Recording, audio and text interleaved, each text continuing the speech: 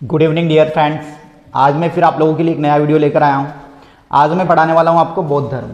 बौद्ध धर्म के संस्थापक कौन है, बौद्ध संगीतियाँ कहाँ पर हुई हैं और किस प्रकार से उन्हें याद रख सकते हैं आप, गौतम बुद्ध के गुरु कौन थे और बौद्ध धर्म के प्रमुख सिद्धांत क्या क्या रहे हैं।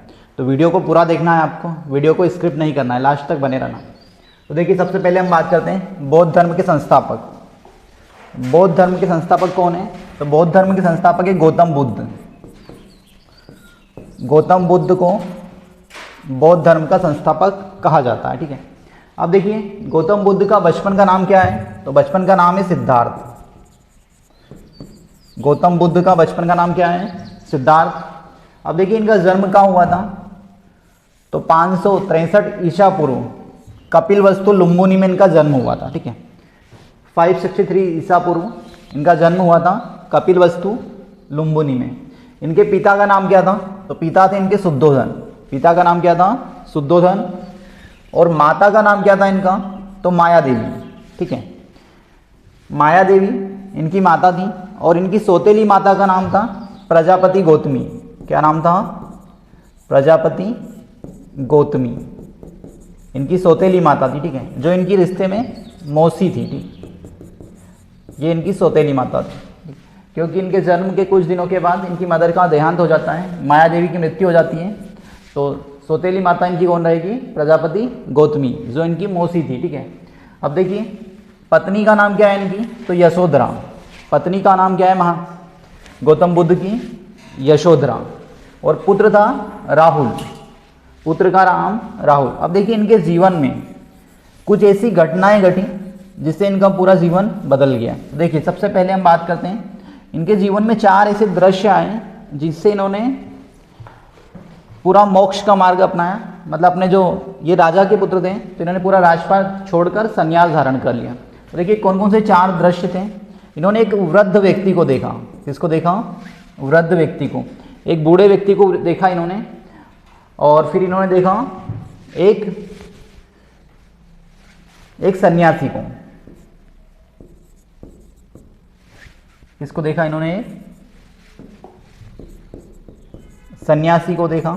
ठीक है, एक मृत्यु शैया पे लेटे हुए एक व्यक्ति को देखा जिसका मतलब मृत्यु का जलाने के लिए ले जा रहे थे उसको।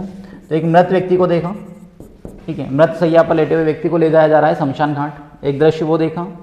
देखिए एक वृद्ध व्यक्ति को देखा, एक सन्यासी को देखा, एक मृत्यु शैया पर लेटे हुए व्यक्ति को देखा और एक रोगी को देखा इन्होंने। तो इसके कारण इनका मन विचलित होता है और ये क्या करते हैं, घर पाट छोड़कर अपना पूरा राजपाट छोड़कर संन्यास ग्रहण कर लेते हैं।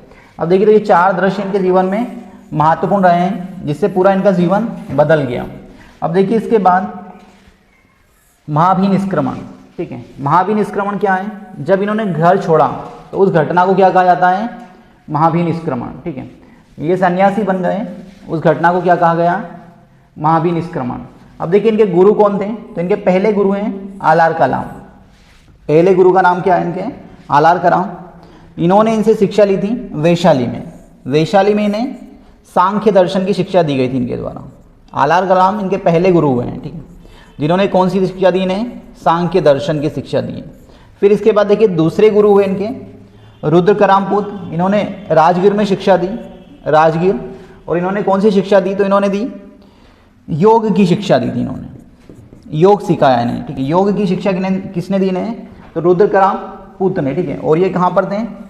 तो राजगीर में, रुद्रकरामपुत। और आलार कलाम ने वैशाली में शिक्षा दी इन्हें सांख्य दर्शन की। इसके बाद देखिए इन्होंने कठिन तपस्या की 6 वर्ष तक, तब जाकर इन्हें ज्ञान की प्राप्ति हुई।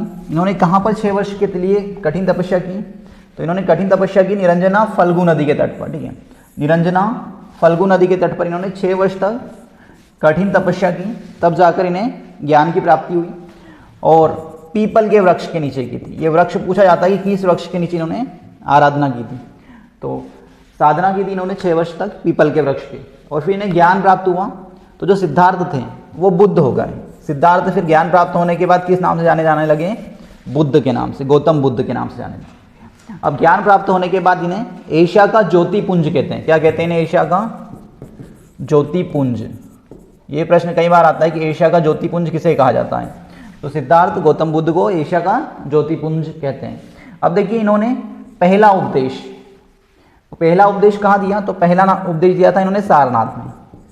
सारनाथ का प्राचीन नाम है ऋषिपत्तनम, जो वाराणसी में आता है, वहाँ पर इन्होंने अपना पहला उपदेश दिया, जिसे बौद्ध धर्म में क्या कहते हैं, धर्मचक्र प्रवर्तन। क्या कहते हैं जिसे बौद्ध धर्म में धर्मचक्र प्रवर्तन कहते हैं। इसके बाद इन्होंने उपदेश देने की भाषा किसको चुना, तो पाली भाषा को। गौतम बुद्ध के जो उपदेश है वो पाली भाषा में मिलेंगे आपको, मतलब इन्होंने किस भाषा में उपदेश दिए, पाली भाषा में उपदेश दिए। इसके बाद देखिए गौतम बुद्ध की मृत्यु कब हो जाती है, तो गौतम बुद्ध की मृत्यु हो जाती है 483 ईसा पूर्व कुशीनारा में, वहीं पर इन्हें महापरिनिर्वाण प्राप्त हुआ। अब देखिए बौद्ध धर्म में जब इनकी मृत्यु हो गई तो उसे क्या कहा गया, निर्वाण, ठीक है। इसके बाद देखिए महापरिनिर्वाण प्राप्त हो गया इन्हें। फिर अब इस बौद्ध धर्म के कुछ ग्रंथ हैं, ठीक है। तो देखिए कौन कौन से ग्रंथ हैं, 3 पिटक है यहाँ पर, ठीक है। त्रिपिटक जिन्हें बोलते हैं, विनय पिटक, सूत्र पिटक और अभिधम्म पिटक, ये 3 महत्वपूर्ण ग्रंथ हैं इनके। कई बार पूछा जाता है कि पिटक कितने हैं, तो त्रिपिटक होते हैं, विनय पिटक, शुद्ध पिटक और अभिधम्म पिटक, ठीक है। बौद्ध धर्म में भी 3 रत्न हैं जैन धर्म की तरह, ठीक है। अब बौद्ध धर्म के 3 रत्न कौन कौन से हैं, बुद्ध, धम्म और संघ, ठीक है। बौद्ध धर्म के 3 रत्न कौन कौन से हैं, बुद्ध, धम्म और संघ। ये क्वेश्चन कई बार परीक्षा में पूछा गया है। इसके बाद देखिए बौद्ध धर्म कितने भागों में बटा हुआ है, तो बौद्ध धर्म की मुख्य 2 शाखाएं। अब देखिए कौन कौन सी 2 शाखाएं, तो एक है हीनयान और एक है महायान। अब हीनयान और महायान में अंतर क्या होता है, हीनयान की जो विचारधारा है, ये प्राचीन विचारधारा है, ये रूढ़िवादिता की ओर अग्रसर है, इसमें कोई सुधार नहीं होता है। जो हीनयान वाली विचारधारा है, ये बुद्ध को भगवान नहीं मानते हैं, ये बुद्ध को भगवान का एक संदेशवाहक के रूप में मानते हैं, ठीक है, कि बुद्ध कोई भगवान नहीं है। और जो हीनयान वाले हैं मूर्ति पूजा वगैरह नहीं करते हैं, ठीक है, ये मूर्ति पूजा का विरोध करते हैं और ये बुद्ध को भगवान नहीं मानते हैं। क्या मानते हैं, बुद्ध को भगवान का संदेशवाहक मानते हैं, मैसेंजर मानते हैं। जबकि महायान वाले क्या मानते हैं, महायान वाले मानते हैं कि बुद्ध ही भगवान है। महायान वाले क्या मानते हैं कि बुद्ध ही भगवान है और उनकी पूजा वगैरह करते हैं, ठीक है। तो ये दोनों की विचारधाराओं में अंतर देखने को मिलेगा आपको, हीनयान और महायान दोनों शाखाओं में, ठीक है। इसके बाद देखिए बौद्ध धर्म अनिश्वरवादी है। बौद्ध धर्म ईश्वर को नहीं मानता है। क्या नहीं मानता, बौद्ध धर्म ईश्वर को नहीं मानता है और आत्मा को भी नहीं मानता है। बौद्ध धर्म के हिसाब से ईश्वर भी नहीं है और आत्मा भी नहीं है, ठीक है। परंतु बौद्ध धर्म पुनर्जन्म को मानता है। किसको मानता है, बौद्ध धर्म पुनर्जन्म को मानता है कि बौद्ध धर्म के हिसाब से जन्म पुनर्जन्म होता है, ठीक है, पर आत्मा भी नहीं है और ईश्वर भी नहीं है। इसके बाद देखिए आगे बढ़ते हैं। अब देखिए बौद्ध धर्म का जो मुख्य सिद्धांत है वो कौन सा सिद्धांत है, बौद्ध धर्म मध्यम मार्ग के सिद्धांत की बात करता है। बौद्ध धर्म कौन से सिद्धांत की बात करता है, मध्यम मार्ग। बौद्ध धर्म के हिसाब से अगर आपको मुक्त होना है जीवन से, या महानिर्वाण प्राप्त करना है, या सांसारिक माया मोह से मुक्त होना है, तो मध्यम मार्ग अपनाएं आप। ना तो बहुत ज़्यादा कठोर आराधना करें, ठीक है, और ना ही बहुत ज़्यादा लचीली, मतलब बीच का रास्ता बताया गया है। तो मध्यम मार्ग के सिद्धांत पे बात करता है बौद्ध धर्म। इसके बाद देखिए बौद्ध धर्म का जो अगला सिद्धांत है वो अष्टांगी मार्ग की बात की गई है। ये क्वेश्चन कई बार पूछा गया है कि अष्टांगी मार्ग का संबंध किस धर्म से, तो अष्टांगी मार्ग का संबंध बौद्ध धर्म से। अब देखिए अष्टांगिक मार्ग में कौन कौन से हैं, सम्यक दृष्टि, मतलब दृष्टि अच्छी होना चाहिए, संकल्प, सम्यक संकल्प, सम्यक वाणी, संकल्प सही लेना चाहिए आपको, और सम्यक वाणी मतलब अच्छा बोलना चाहिए, सम्यक कार्मांतिक, सही कार्य करना चाहिए, कोई गलत कार्य नहीं करना चाहिए, सम्यक आजीविका, सही साधनों से आजीविका चलाना चाहिए, सम्यक व्यायाम, रोज व्यायाम करना चाहिए, ठीक है, सम्यक स्मृति, अच्छी बुद्धि होना चाहिए, सम्यक समाधि, और लास्ट में क्या मिलेगी, जब सब सही करेंगे आप तो सम्यक समाधि, आपके जीवन का जो उद्देश्य है वो सफल होगा। अब देखिए इसके बाद कई बार परीक्षा में पूछा गया है कि पहली बौद्ध संगीति कहाँ हुई, दूसरी बौद्ध संगीति कहाँ हुई। इसके क्वेश्चन बहुत ज़्यादा पूछे जाते हैं। तो अब हम समझेंगे आगे बौद्ध संगीतियाँ, और बौद्ध संगीतियों के लिए कुछ ट्रिक्स भी बताने वाला हूँ मैं आपको, तो आसानी से याद हो जाएगा। देखिए बौद्ध संगीतियों की बात करें तो बौद्ध धर्म में 4 संगीतियाँ हुई। कितनी संगीतियाँ हैं, बौद्ध संगीतियाँ 4। बौद्ध संगीतियों का तात्पर्य है कि बौद्ध धर्म की 4 महत्वपूर्ण सभाएं हुई हैं, ठीक है, जिन्हें बौद्ध संगीति के नाम से जाना जाता है। अब इसके लिए कुछ ट्रिक्स बताऊंगा मैं आपको ताकि आसानी से याद हो जाएगा कि कौन सी संगीति कब हुई। अब देखिए गौतम बुद्ध की मृत्यु कब होती है, 483 ईसा पूर्व। अब देखिए 483 ईसा पूर्व पहली बौद्ध संगति हुई। तो कहाँ पर होती है? राजगृह में। अब इसके लिए एक कोड याद रखें आप, चारों बौद्ध संगतियाँ याद रखने के लिए। देखिए पहली 483, दूसरी 383 ईसा पूर्व, और तीसरी होती है 250 ईसा पूर्व, और चौथी होती है 72 ईसा पूर्व। ठीक, तो अब इसको याद रखना कैसे कि भैया ये कहाँ कहाँ पर हुई थी, इनके स्थान पूछे जाते हैं। स्थान किस टाइप से आता है कि पहली बौद्ध संगति किस स्थान पर हुई, दूसरी बौद्ध संगति किस स्थान पर हुई, तीसरी बौद्ध संगति किस स्थान पर हुई, ये प्रश्न आता है। तो ऐसे याद रखें आप, राजा ने वैशाली के पुत्र को कुंडल दिया। क्या कोड रहेगा इसका? राजा ने वैशाली के पुत्र को कुंडल दिया। तो पहली बौद्ध संगति राजगृह हो गई, दूसरी बौद्ध संगति कहाँ हो जाती है? वैशाली, और तीसरी कहाँ हो जाएगी? पाटलिपुत्र, पुत्र से पाटलिपुत्र और कुंडल से कुंडलवन। ठीक है, तो राजा ने वैशाली के पुत्र को कुंडल दिया, तो ये क्या हो गया? आपके स्थान हो गए। छोटी सी पोएम याद रखना है आपको, राजा ने वैशाली के पुत्र को क्या दिया? कुंडल दिया। तो राजगृह हो गया, वैशाली हो गया, और पुत्र से हो गया पाटलिपुत्र, और कुंडल से हो गया कुंडलवन। ये सन में कुछ नहीं, बुद्ध की मृत्यु होती है 483 ईसा पूर्व, फिर 383, फिर 250 और 72 ईस्वी में। ठीक, अब देखो इस समय राजा कौन कौन थे वहाँ पर, शासक कौन कौन था? पहली बौद्ध संगति, दूसरी, तीसरी और चौथी बौद्ध संगति के समय। तो देखिए कुछ नहीं करना है आपको। पहली बौद्ध संगति के समय अजातशत्रु शासक था, दूसरी के समय कालाशोक, तीसरी के समय तीसरी के समय अशोक, और चौथी के समय वसुमित्र। अब इसको याद रखने का सीधा सा फंडा है, एक के। क्या याद रखोगे आप? एक के, ए से हो गया अजातशत्रु, फिर के से हो गया कालाशोक, फिर एक के। तो देखिए ए से हो गया आपका अशोक और वसुमित्र, है ना, या यहाँ पर ब्रैकेट में क्या लिखोगे आप?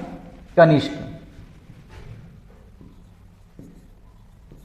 यहाँ पे मिस प्रिंट है, वसुमित्र शासक नहीं है, ठीक है, ये अध्यक्ष रहता है समिति का। ठीक है, तो यहाँ पर कनिष्क है, यहाँ पे थोड़ा सा मिस्टेक हो गया है, तो यहाँ पर नाम चेंज कर लें आप। अध्यक्ष कौन है यहाँ पर? कनिष्क। ठीक है, तो ए के इसके ट्रिक है। ए से हो गया अजातशत्रु, के से हो गया कालाशोक, फिर ए से हो गया अशोक, और के से हो गया कनिष्क। एक के, ये ध्यान रखें आप। अब देखिए इसके बाद अध्यक्ष कैसे याद रखोगे आप? तो अध्यक्ष याद रखने का सीधा सा फंडा है, महाकमीना। क्या है? कमीना, मोगलीपुत्र, वसुमित्र। महाकमीना, मोगलीपुत्र, वसुमित्र। तो महा से हो गया महाकश्यप, कमीना से हो गया कमीनी आ रहा है यहाँ पर, सर्वकामी, सभाकामी। ठीक है, क्या है इसका नाम? सभाकामी। ठीक, और मोगलीपुत्र और वसुमित्र, महाकमीनी इस प्रकार से, मोगली पुत्र, है ना, और मोगली मित्र, ऐसा भी कर सकते हैं। तो देखिए महाकश्यप, सभाकामी, वसुमित्र, मोगलीपुत्र या तीर्थ या वसुमित्र, इस टाइप से याद रखें आप इसको। अब देखो पहली बौद्ध संगति में क्या हुआ? तो पहली बौद्ध संगति की जो महत्वपूर्ण घटना है वो क्या है? बुद्ध के उपदेशों को सूत पिटक तथा विनय पिटक अलग अलग संकलित किया गया। जो बुद्ध के जो विचार है उन्हें हमने 3 पिटकों में संकलित किया है, विनय पिटक, अभिधम पिटक और सूत पिटक। इसके बाद देखिए दूसरी बौद्ध संगति में क्या हुआ? भिक्षुओं में मतभेद के कारण स्थावीर और महासंघिकों में विभाजन हो गया, मतलब यहाँ पे डिवाइडेशन होने की घटना स्टार्ट हो जाती है। अब देखिए अभिधम पिटक का संकलन कब होता है? तो तृतीय बौद्ध संगति में होता है। अब देखिए फिर यहाँ पे जो चौथी बौद्ध संगति होती है, यहाँ पे बौद्ध धर्म 2 भागों में बढ़ जाएगा, हीनयान और महायान। ठीक है, ये 2 भागों में बौद्ध धर्म का विभाजन हो जाता है। तो ये आपकी बौद्ध संगतियाँ हो गई। बौद्ध संगतियाँ बहुत इंपॉर्टेंट है, कई बार इसके प्रश्न पूछे गए हैं। ठीक है, तो ये बौद्ध धर्म आपका कंप्लीट हो गया। इस वीडियो को आप ज़्यादा से ज़्यादा शेयर करें, और चैनल पर अगर आप नए हैं तो चैनल को सब्सक्राइब जरूर करें। Thank you.